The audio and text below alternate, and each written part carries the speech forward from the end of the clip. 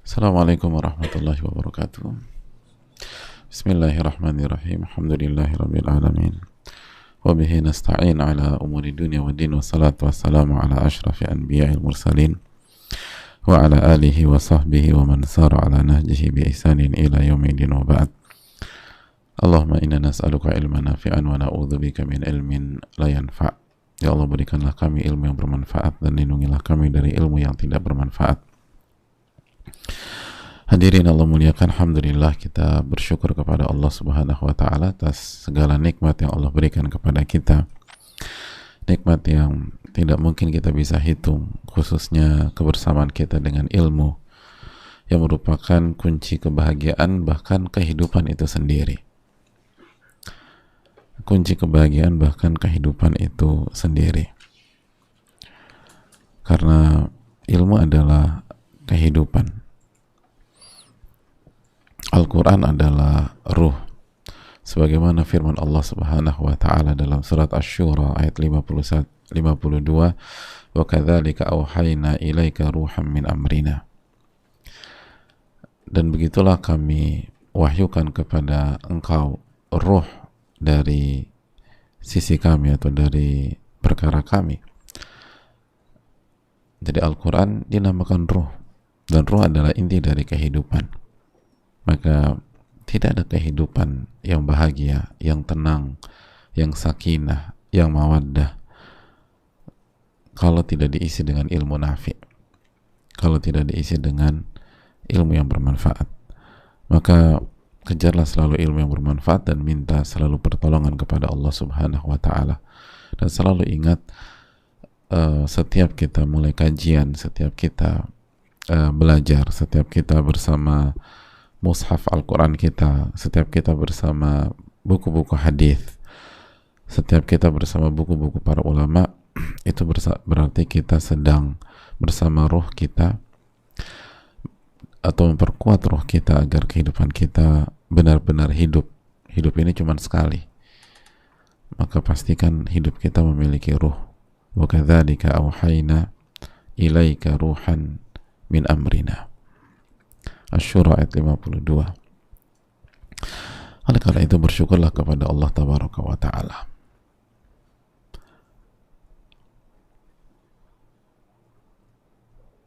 Bersyukurlah kepada Rabbul Alamin. Sebagaimana jaga iman kita, tauhid kita, syahadatain kita, la ilaha illallah wa anna Muhammadan Rasulullah. Jaga tauhid kita dan jaga semangat kita mengikuti Rasulullah sallallahu alaihi wasallam. Dan marilah kita bersalawat kepada Rasulullah sallallahu alaihi wasallam. Allahumma salli wa sallim wa barik wa an'im ala nabiyyina wa rasulina Muhammadin wa ala alihi wa sahbihi ajma'in. Hadirin Allah muliakan, kembali bersama Al-Imam Yahya bin Sharaf bin Murri Abu Zakaria atau yang biasa dikenal dengan nama Al-Imam An-Nawawi Asy-Syafi'i rahimahullahu rahmatan wasi'ah. Semoga Allah merahmati beliau dengan rahmat yang luas. Semoga Allah merahmati orang tua beliau, keluarga beliau, orang-orang yang beliau cintai, guru-guru beliau, dan seluruh ulama dan seluruh kaum muslimin. Amin ya rabbal alamin. Hadirin Allah muliakan, kembali bersama bab satr auratil muslimin wa nahy an isya'atiha. Dan kita masuk ke hadis ke-242, dan perbedaan penomoran insya Allah tidak ada masalah. Dan kembali dengan hadis Abu Hurairah. Kembali Al-Imam An-Nawawi rahimahullah memasukkan hadis Abu Hurairah. Wa anhu,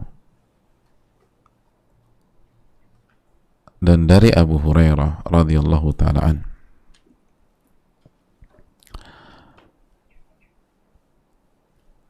anin Nabi sallallahu alaihi wasallam qal, dari Rasulullah atau dari Nabi sallallahu alaihi wasallam, beliau bersabda, idza zanatil amatu,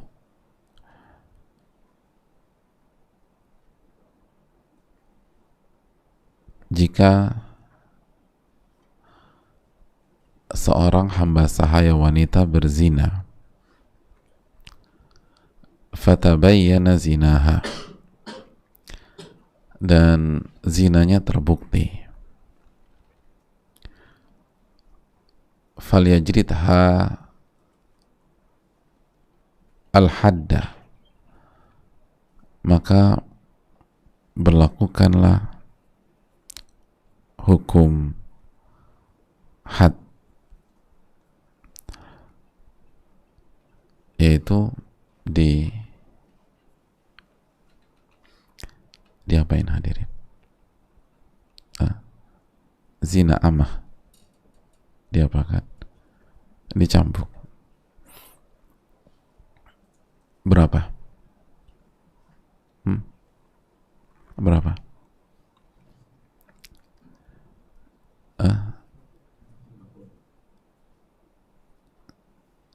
Mayoritas para ulama mengatakan 50 kali. 50 kali. Sebagaimana firman Allah Subhanahu wa taala dalam surat An-Nisa 25, "Fa'idza uhsinna fa in atayna bi fahishatin fa'alaihinna nisfu ma 'alal muhsanati minal 'adzab."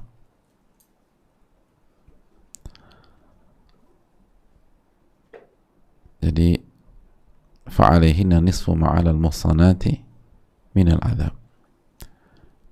Bagi mereka hukumannya setengah dari wanita-wanita merdeka.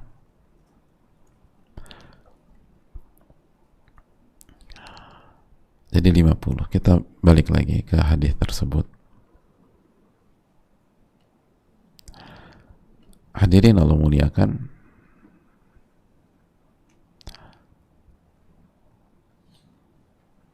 Nabi kita sallallahu alaihi wasallam melanjutkan, wala yutharrib 'alaiha, dan janganlah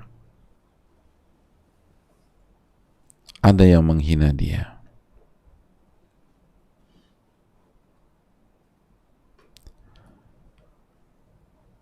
Janganlah ada yang menghina dia.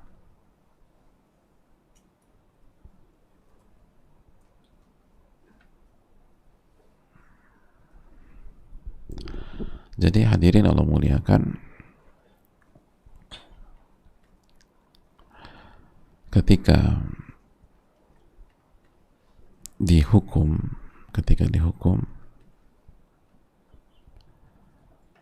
itu jangan ada yang menghina.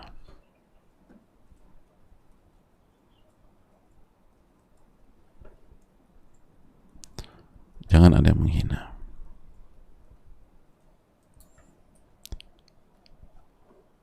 Thumma in zanati thaniyah,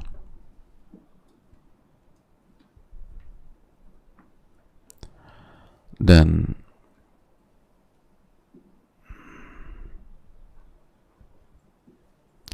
apabila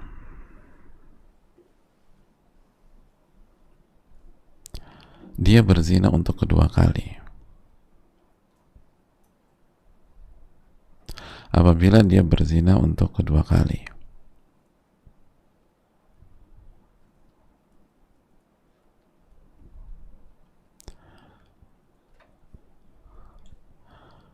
falyajlidha al-hadda wa la yutharrib 'alaiha, maka kembali hukum sesuai dengan hukuman yang berlaku dan jangan dihina dan dicela.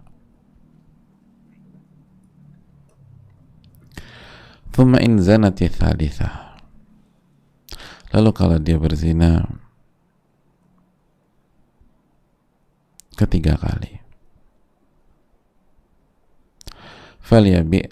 falyabi'ha walau bihablin min syar, maka kalau udah ketiga kali juallah meskipun seharga seutas tali dari bulu binatang.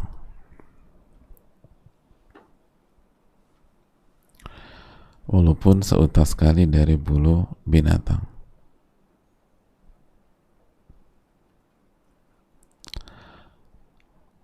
Hadirin Allah muliakan,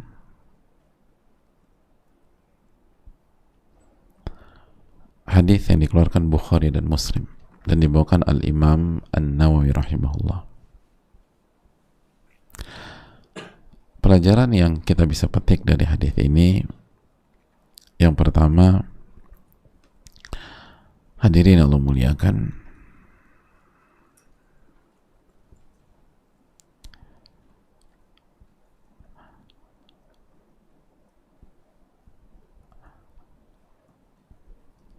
bahwa hadis ini berbicara tentang hamba sahaya.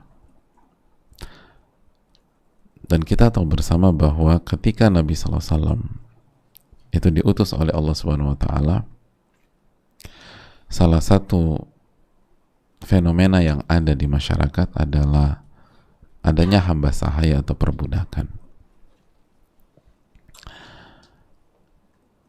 Dan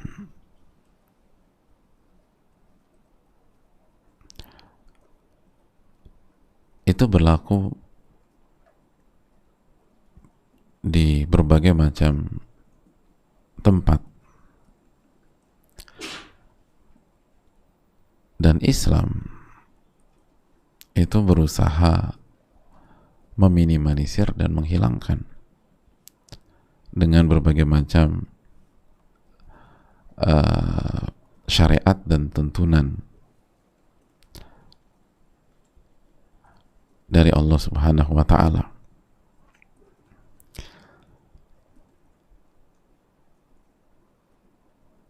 Di antaranya ada banyak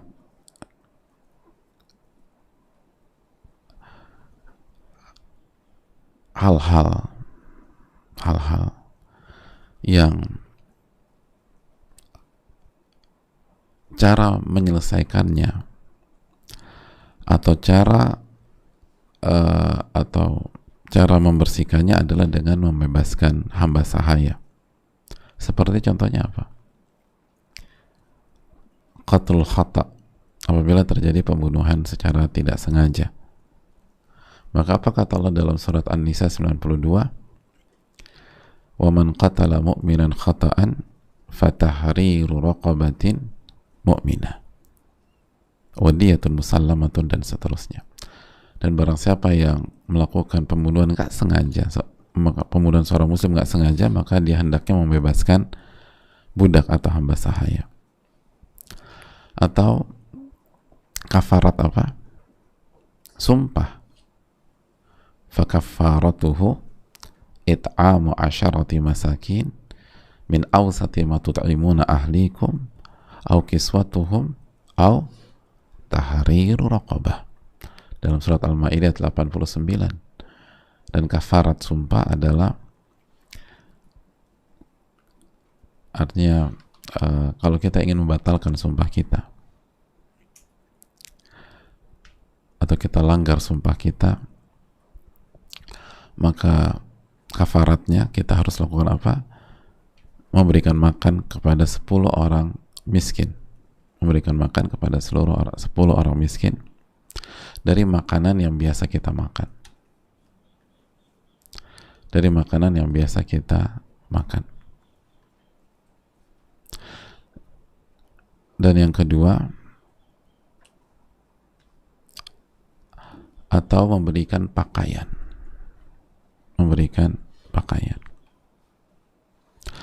atau yang ketiga, atau nih membebaskan budak atau hamba sahaya.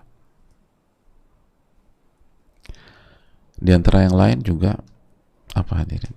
Zihar dalam masalah rumah tangga. Masalah zihar perlu dibahas khusus ya, tapi intinya ada zihar dalam masalah rumah tangga. Dalam surat Al-Mujadilah ayat 3 Allah berfirman, walladzina yudhahiruna min nisaihim thumma ya'uduna lima qalu, dan orang-orang yang menzihar istri mereka dan kembali merujuk kembali, fatahriru raqabatin, dan hendaknya mereka membebaskan budak atau hamba sahaya min qabli an yatamassa. Jadi hadirin Allah muliakan,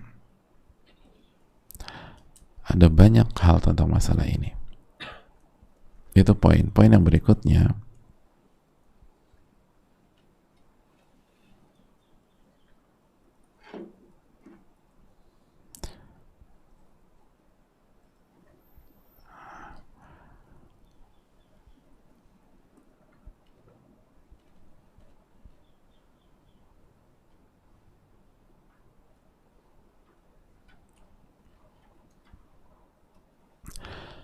Poin yang berikutnya dari hadis ini jamaah, bahwa tidak sembarangan kita mengatakan seseorang itu berzina, baik dia hamba sahaya di masa lalu, apalagi orang merdeka atau bukan hamba sahaya. Makanya kata Nabi SAW, fatabayyana zinaha, zinanya itu terbukti. Zinanya terbukti. Dan membuktikan zina itu sangat sulit. Hanya ada dua cara.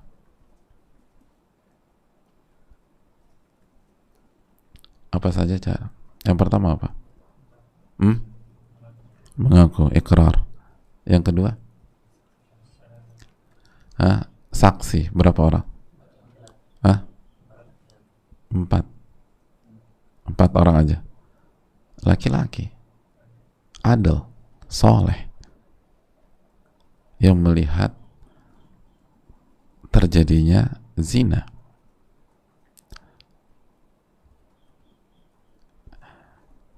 Dan yang maksud melihat terjadinya zina, mohon maaf, hilangnya al-hashafah fi farjil mar'ah. Ngerti nggak? Enggak. Hilangnya, mohon maaf, kepala dzakar ke vagina wanita. Itu harus ngelihat. Makanya sebagian ulama mengatakan sangat sulit sekali. Gimana 4 orang soleh ya, laki-laki soleh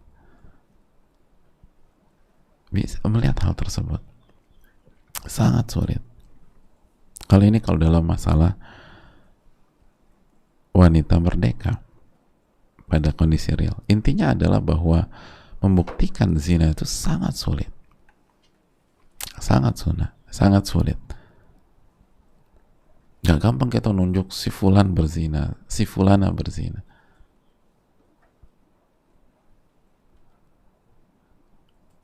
Dan kalau tidak ada bukti, maka itu tuduhan pencemaran nama baik.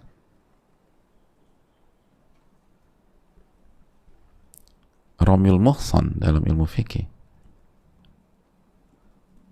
yang melemparkan ucapan tersebut, yang melemparkan tuduhan tersebut, kalau nggak bisa membuktikan 4 orang saksi, maka berbalik kepada dia dapat hukuman had. Kesimpulannya jamaah sekalian, kita nggak masuk ke bab itu, tapi menyatakan orang berzina itu nggak mudah, sulit,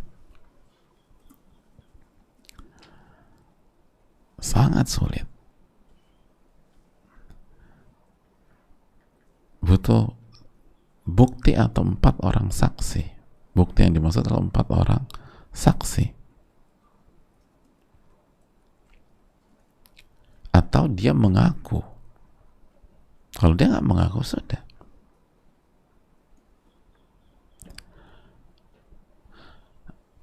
Ini yang perlu diperhatikan hadirin Allah muliakan.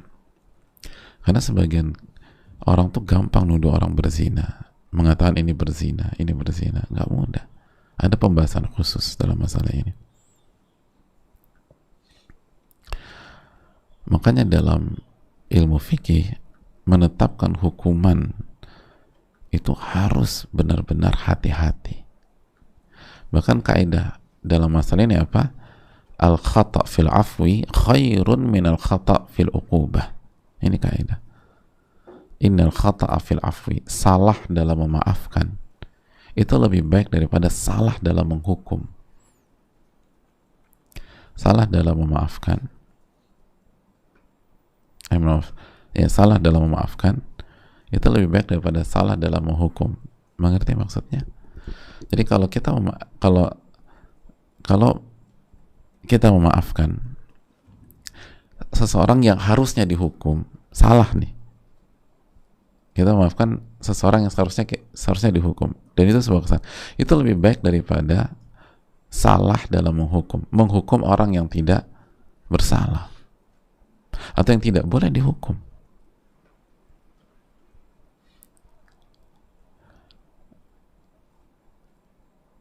Tidak boleh dihukum atau tidak dihukum. Jadi salah dalam memaafkan itu lebih baik daripada salah dalam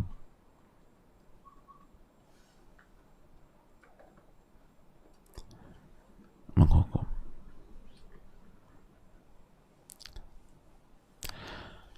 Makanya Umar bin Khattab pernah menyampaikan, la an u'attil al-hudud bisyubhat ahabbu ilayya min an uqimaha fi syubhat.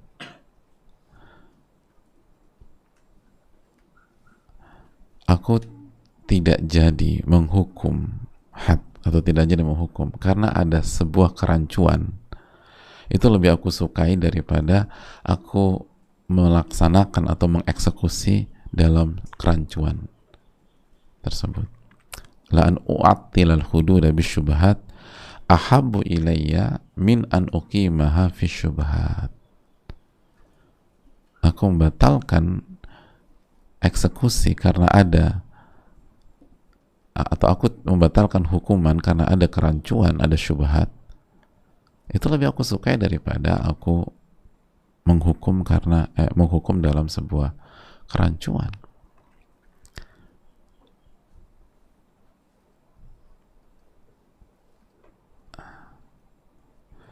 Jadi hadirin Allah muliakan, jadi orang-orang beriman itu dididik oleh Rasulullah SAW untuk nggak gampang menghukum orang, hati-hati banget. Bukan berarti menghilangkan hukuman, tidak, tapi nggak gampang menghukum orang. Hati-hati dalam menghukum, butuh kewaraan, butuh rasa takut kepada Allah. Kalau salah gimana? Kita udah hukum orang salah, repot.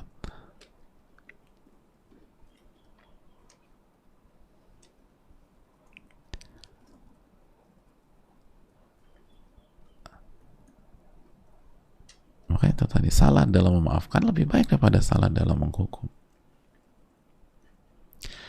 Dan rancukan belum tentu ini.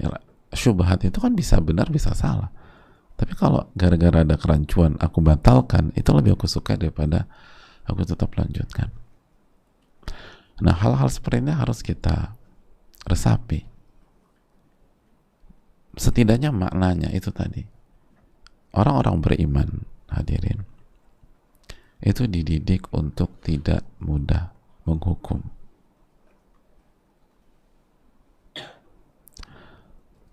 Tidak gampang menghukum. Butuh kehati-hatian. Butuh kewaraan, takut salah gitu. Dan nanti bertanggung jawab di hadapan Allah. Kita salah hukum orang, nanti dia tuntut kita pada hari kiamat, gimana coba?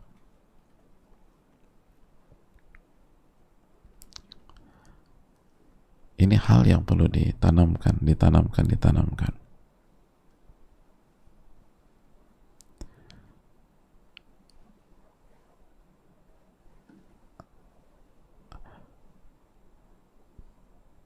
Dan hadirin,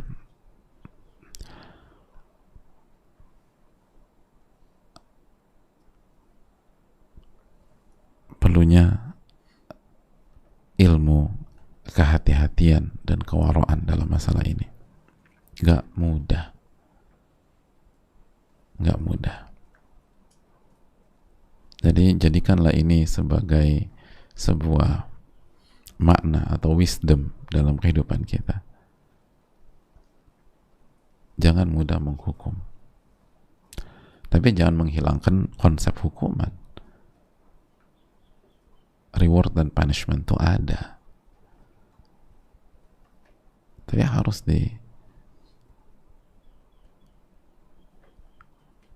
didudukan dengan benar dan dengan tepat. Harus hati-hati. Lalu yang berikutnya, hadirin Allah muliakan, hadis ini memberikan pelajaran kepada kita bahwa orang yang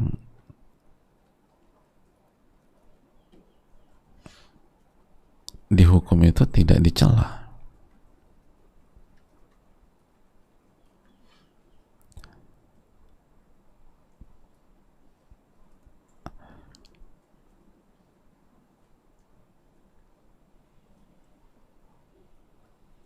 Jadi tidak dicela. Makanya kata Nabi SAW, mari kita lihat hadisnya lagi. Falyajlidha al-hadda wala yutharrib 'alaiha. Hukum dan tidak mencelanya dan tidak menghinanya. Jangan dihina dan dicela. Maka kata Allah, at-taubih amrun zaid 'alal had. Merendahkan, mencela itu bukan bagian dari hukuman. Itu amrun zaid, itu hal yang berbeda lagi. Nah, ini kadang-kadang kita suka keliru di masyarakat. Kita pikir orang yang bersalah, orang yang dihukum otomatis boleh dicela, boleh dihina, boleh dijatuhkan. Enggak. Nabi SAW mengatakan, jangan ada yang mencela, jangan ada yang menghinakan. Kan begitu ya. Dan ini seringkali jadi kultur gitu dari kita sekolah gitu. Misalnya ada yang dihukum di depan kelas terus dibicarakan satu kelas. Gak boleh sebenarnya. Atau jadi bahan olok-olok, gak boleh. Dihukum aja, salah, ada hukuman, tapi jangan diolok-olok, jangan dibully, jangan dijatuhkan, jangan disebarkan.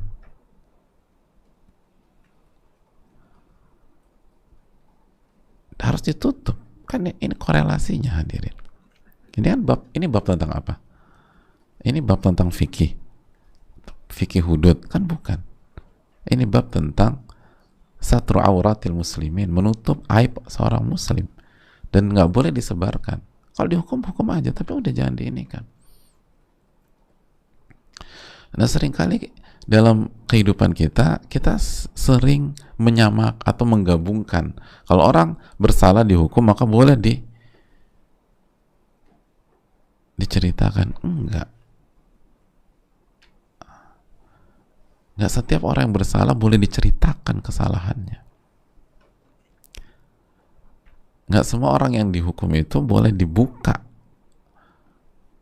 dan dijatuhkan, dihina gitu loh. Enggak boleh. Hukum, tapi jangan dihina, gitu kata Nabi SAW. Lihat bagaimana proporsionalnya sunnah Rasulullah SAW, objektifnya sunnah Rasulullah SAW, indahnya sunnah Rasulullah SAW. Salah, masuk kriteria dihukum, ingat, harus dibuktikan. Kalau ada yang salah, buktikan. Buktinya mana? Al-bayyinatu 'alal mudda'i, dalam hadis yang lain. Yang menuduh harus kasih bukti. Mana buktinya? Oh ada buktinya. Oke, dihukum. Udah, jangan dicela, jangan dihina dan dijatuhkan, jangan diinjak-injak kehormatannya.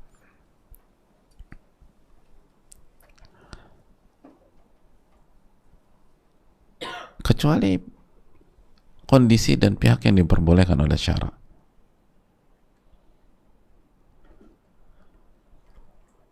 Syarat itu syariat ya, mohon maaf. Jadi hadirin sekalian, ini yang perlu kita tanamkan. Pelajaran yang berikutnya,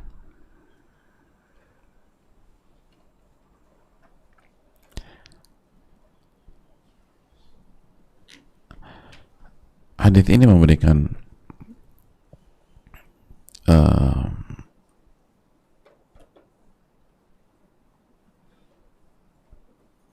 pelajaran kepada kita bahwa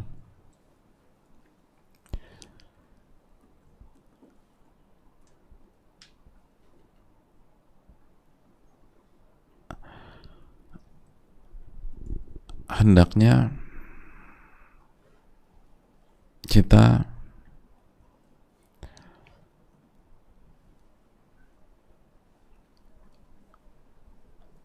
menjaga diri dari ahli maksiat, menjaga diri dari ahli maksiat,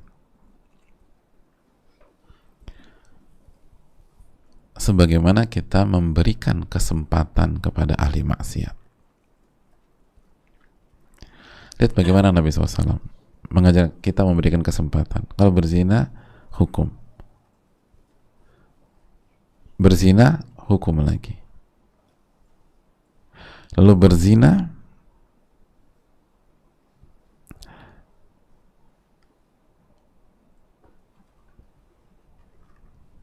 jual itu dengan harga yang murah, walaupun seharga seutas tali dari bulu binatang. Jadi lihat, kasih kesempatan. Zina lagi, kasih kesempatan. 3 ada. Lepas. Ini pelajaran. Kata para sebagian ulama, ini pelajarannya az-zuhud fi ahlil ma'asi. Hendaknya kita zuhud terhadap ahli maksiat, mengurangi interaksi atau menjaga diri, mengecilkan frekuensi, karena kata Nabi, lepas.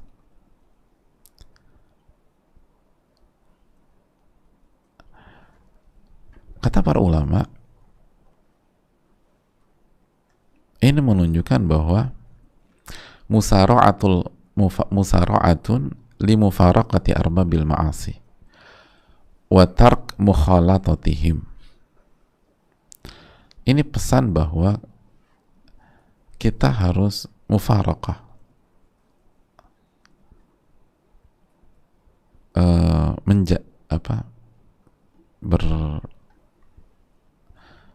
mufaraqah, berpisah atau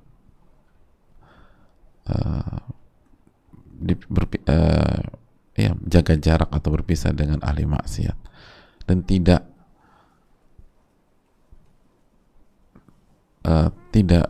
berinteraksi dengan mereka kecuali ada hajat. Artinya dijagalah, jaga diri.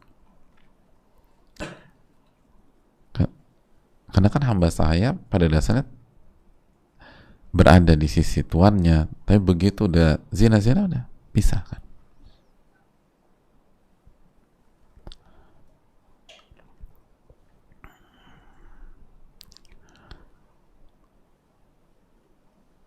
Dan hadirin Allah muliakan, dan lihat bagaimana Nabi SAW mengatakan walaupun dengan harga murah, apa pesannya? Di antara pesannya, kita lihat hadisnya, walaupun dengan biar cepat laku, udah. Yang penting udah kita berpisah ya. Biar cepat laku, nggak usah banyak mikir nanti ini. Nggak, Nanti Allah ganti, Allah kasih keberkahan. Seutas tali, bayangkan. Makanya musyawarah biar cepat berakhir kebersamaan gitu. Karena kan bersama ahli maksiat itu nggak berkah.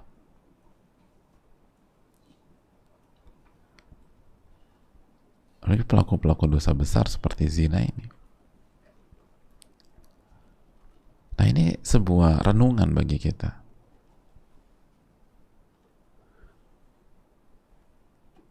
Jadi semurah mungkin lepas, kata Nabi SAW, biar cepat.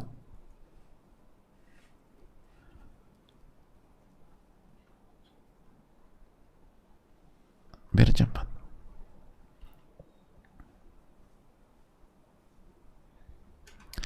Dan ini juga pesan bahwa zina itu perbuatan rendah.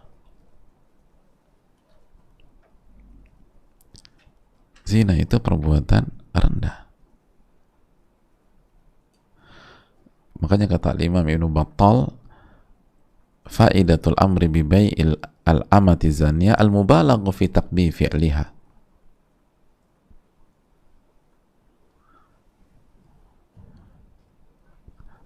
Perintah untuk menjual atau melepas dengan harga yang murah itu adalah penekanan bahwa perbuatannya itu buruk, rendah, qabih.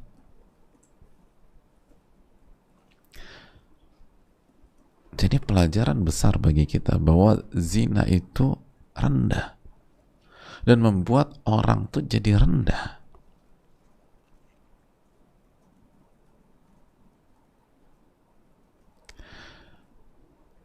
Sehingga pada zaman perbudakan atau hamba saya, harganya cuma seutas tali.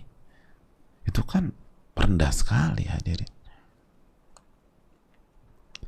Nah, itu pesan bagi kita bahwa zina itu hal yang rendah dan membuat pelakunya rendah di sisi Allah Subhanahu wa taala. Rendah di sisi Allah. Mau dia punya status sosial yang tinggi, dia rendah di sisi Allah. Rendah.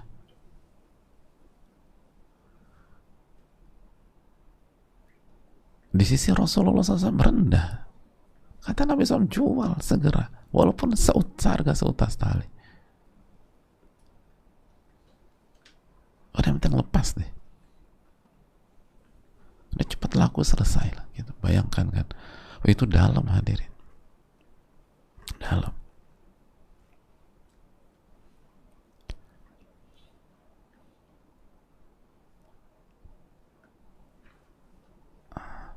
Itu rendah. Hadirin Allah muliakan.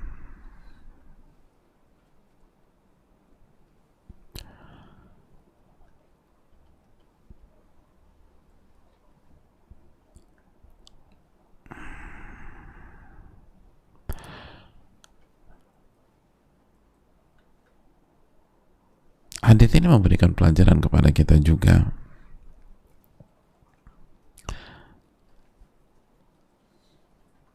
bahwa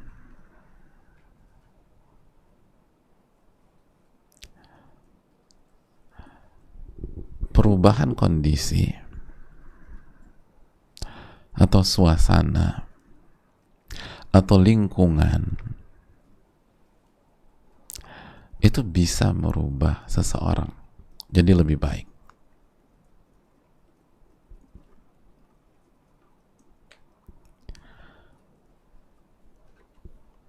Diambil dari mana, hadirin? Apa? Gimana, Ustaz Rahmat?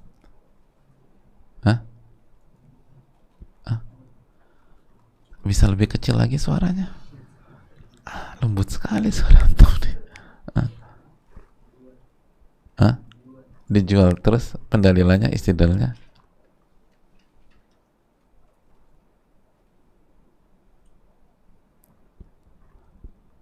Hadirin.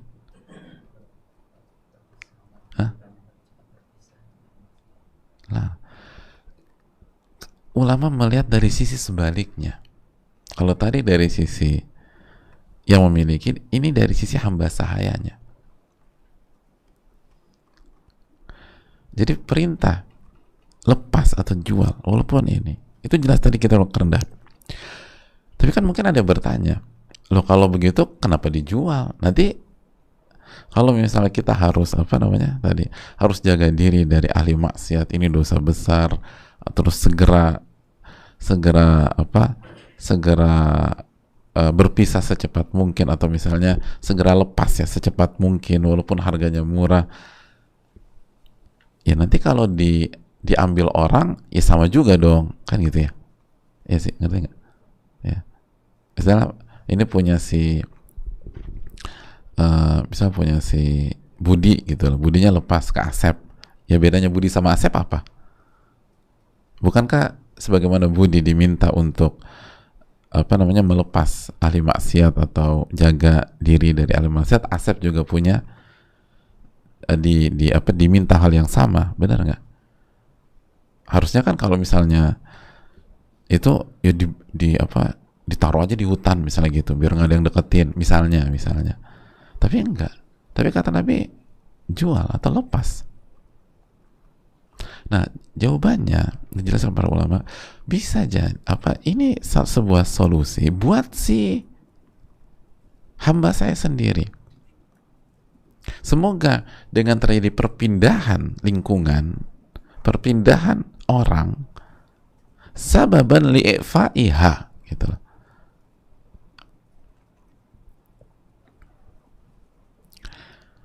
Jadi ketika dia bersama misalnya bersama Budi kan jelas nggak efektif, zina, terus dihukum, zina lagi dihukum, jadi udah jadi adat, harus diganti. Jadi biarkan gitu terus, karena secara umum akan terus terulang, karena polanya udah sama. Ganti pola, ganti lingkungan, ganti sayyid.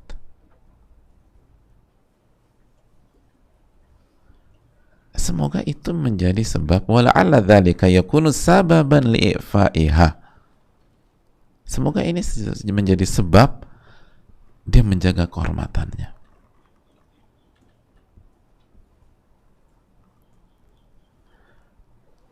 Ini dijelaskan dalam Fathul Bari. Karena bisa jadi beda. Kan bisa jadi Budi dengan Asep karakternya sama atau beda? Beda.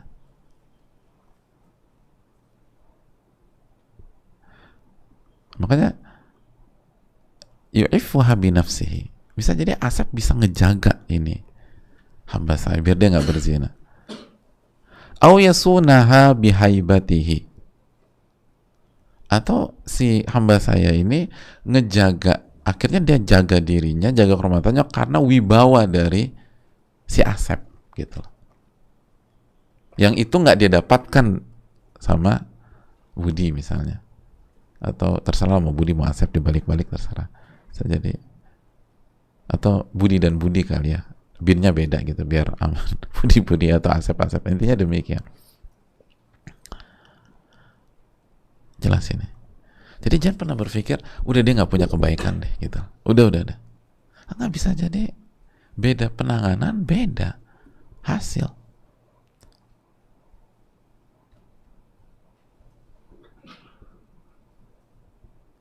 Benar nggak hadirin? Makanya di bidang manapun, misalnya di bidang corporate atau bidang ini, ada seorang pegawai itu di perusahaan ini nggak produktif, nggak ada, ketika pindah ke perusahaan lain melejit tak gitu loh. Atau satu perusahaan beda bos aja, beda pemimpin, beda kepala divisi, sebelumnya lesu, sekarang tak gitu loh. Dan itu banyak.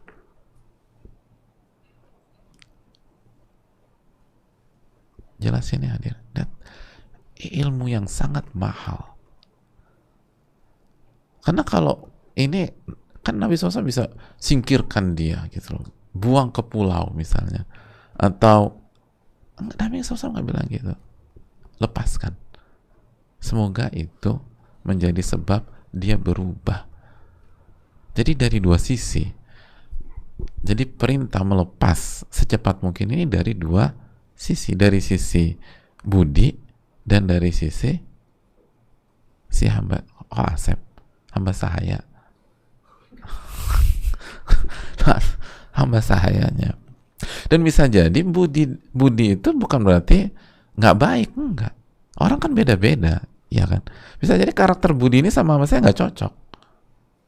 Akhirnya pelarian ke sana. Tapi sama Asep dapat ini. Jadi bukan berarti budi di bawah Asep, nggak juga.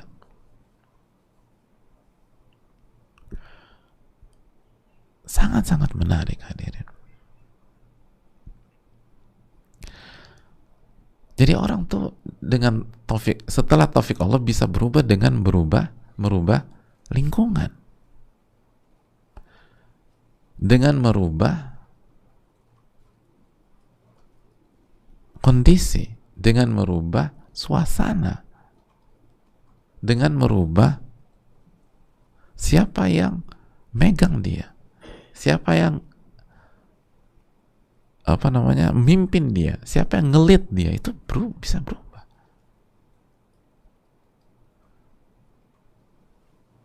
Di dunia sekolah kan, atau pondok pesantren gitu, dia bandel banget di pondok A, tiba-tiba pindah pondok B, ya Allah, ahli tahajud, ibadah, puasa, lalu akhlaknya baik, kok bisa? Bener orang sama. Oh, yang megang beda ternyata hadirin. Suasananya beda. Jadi jangan berpikir ini Badung segala macam. Nanti dulu tenang, jangan keburu buruk sangka sama orang. Manusia tuh dinamis hadirin. Allah yang membolak-balikkan hati manusia. Saya jadi dipegang si A nggak berhasil, pegang si B berhasil dengan taufik Allah. Bukan berarti A lebih buruk daripada si B juga.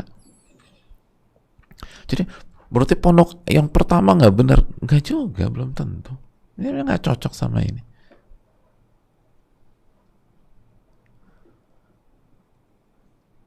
Kita kan semua punya sehebat-hebatnya pemimpin atau guru atau bos atau semua kan manusia.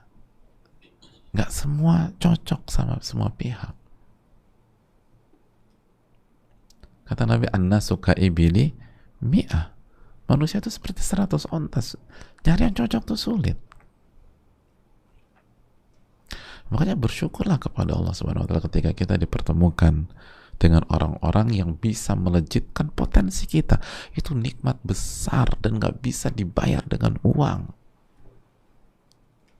Betapa banyak orang dibayar mahal gak bahagia. Kenapa? Karena gak punya lingkungan yang bisa melejitkan potensi imannya, ketakwaannya, kedewasaannya, kematangannya, kecerdasannya. Tapi ada orang tuh di lingkungan, dia dibayar, dia dikasih hal yang nggak seberapa, bahkan nggak dibayar sama sekali, tapi dia bahagia di situ.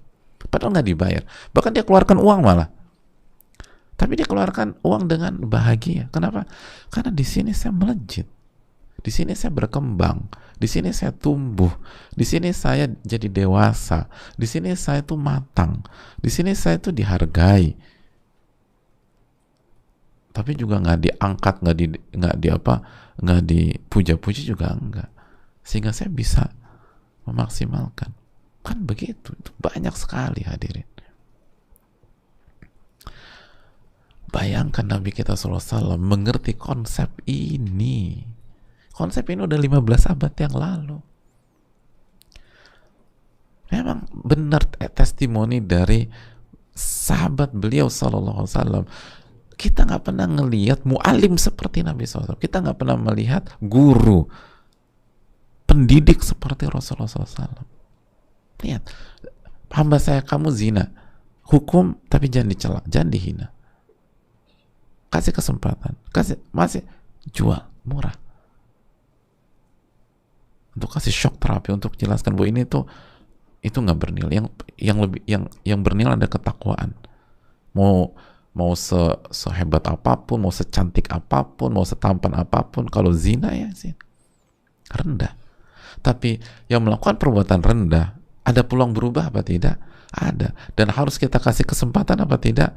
Harus kasih kesempatan. Makanya itu konsep melepas, biar dipegang sama yang lain, dia berubah. Ya berkelas hadirin. Disinilah pentingnya kita langsung belajar dari Al-Quran dan Sunnah Nabi SAW dengan keterangan para ulama. Jangan lupa dengan keterangan para ulama. Makanya kan tadi kita jelaskan keterangan Ibnu Battal, kita nukilkan keterangan dalam Fathul Bari. Lihat bagaimana para ulama menjabarkan apa makna, apa rahasia di balik perintah Nabi SAW yang kalau kita baca sendiri nggak nyambung kita. Emang kalau kita baca sendiri nyambung kayak begini? Mungkin kita hanya kita langsung berpikir dari sisi nggak pernah berpikir dari sisi hamba sahaya. Emang nggak ada emang orang yang melakukan kesalahan dosa besar harus dibuang, harus dihancurkan, harus. Kalau enggak, justru ini keuntungan bagi kedua belah pihak. Ada pelajaran besar.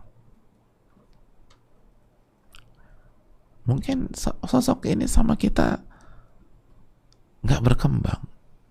Kita carikan siapa yang bisa megang dia sehingga dia bisa berkembang. Anda kesana aja. Ini cocok kayaknya nih. Kan gitu.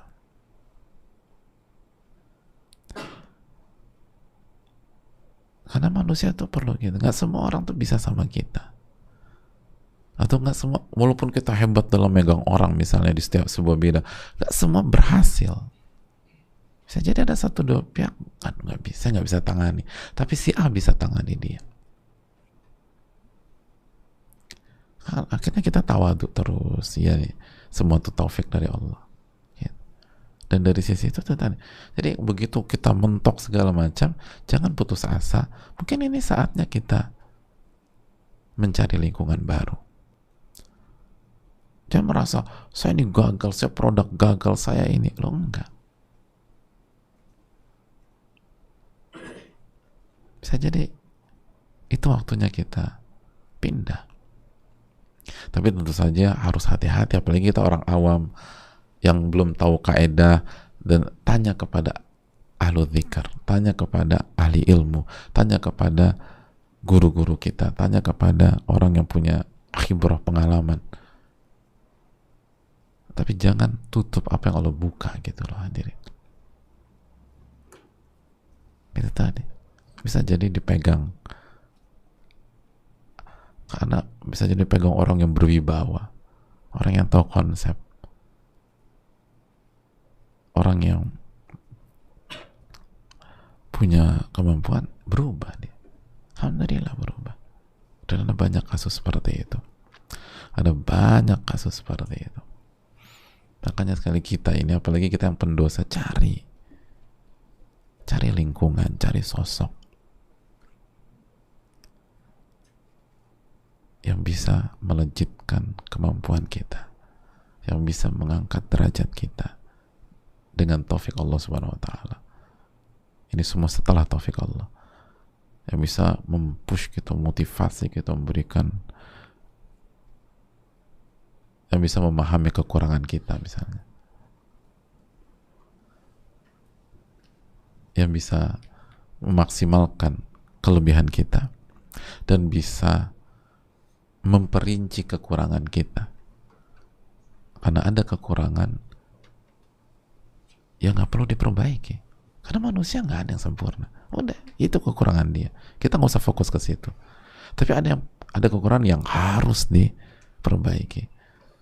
Karena kan sebagian pihak mengatakan kekurangan harus kita perbaiki. Nggak harus. Nggak semua kekurangan harus diperbaiki. Kalau semua kekurangan dihilangkan, perfect dong kita. Tapi ada satu, ini ada ini. Allah Ta'ala alam bisawab. Dan ada banyak kasus demikian. Lihat Dan contoh langsung Rasulullah SAW. Contoh langsung Rasulullah SAW. Ada banyak pihak yang nggak dianggap, tapi begitu dididik sama Nabi SAW jadi nama-nama besar, padahal nggak dianggap sama sekali sebelumnya. Lihat Bilal bin Rabah,